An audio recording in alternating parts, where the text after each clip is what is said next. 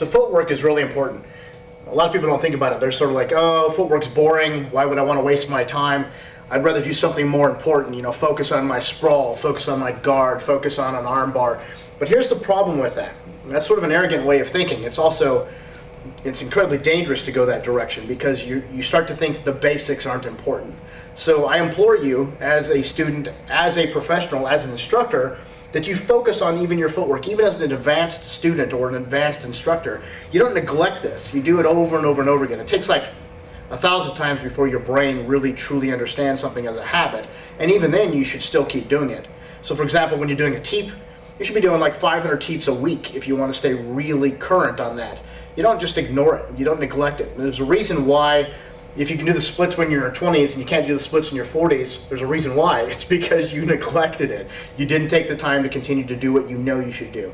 So footwork is really, really, really crucial for stability, for maintaining balance, for allowing you to defend yourself against kicks, to be able to sprawl, to be able to close the distance, to be able to move in and out rapidly. You want to be able to move in and out of the range of your opponent. And we'll cover these in other little videos. We'll break things down individually. So this is basic footwork at this point. But if you think about it, if you're in your stance, you're looking to have that 50-50 weight distribution sort of as the start. Now that's going to change as you dynamically move in and out of a fight, as you engage an opponent or opponents. You know, that back foot comes up, it allows you to spring off pretty rapidly. But there are times when you'll plant your feet a little bit more too. You know, when you go to sprawl, you're going to plant pretty heavily at first when you're getting your legs spread apart. So things like that matter. You know, think about this positioning. If I'm here, I can maintain this.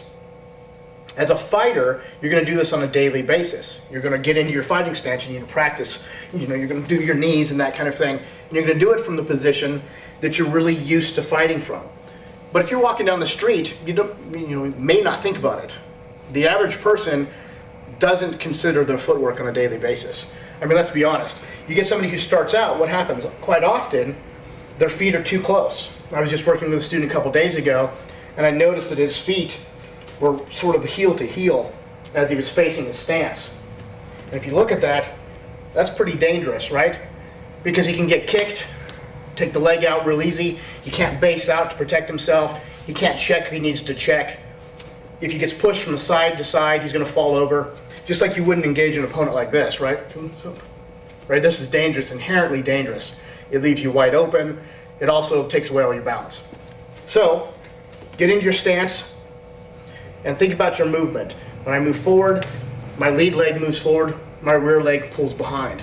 If I move back, my back leg goes forward first, backward, and then the front leg, which becomes the rear leg, then follows, right? If I move to my left, I'm going to move my left out first.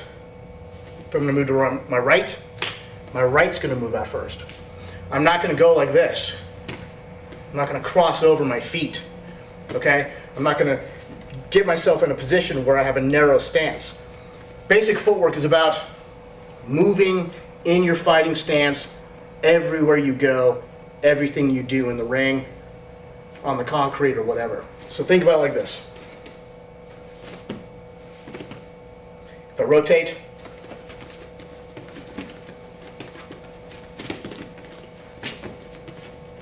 these movements are pretty easy. I mean, once you get into doing it, it becomes second nature. But again, you got to practice, practice, practice, right? To be really good at something, you don't neglect it. You don't ignore it.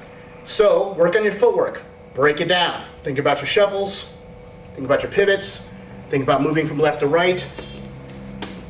Think about 45 degrees. If I want to be able to move quickly that way. Think about your progressive pivots, right? All of these things are important so that you can maintain your positioning when you're in actual fight.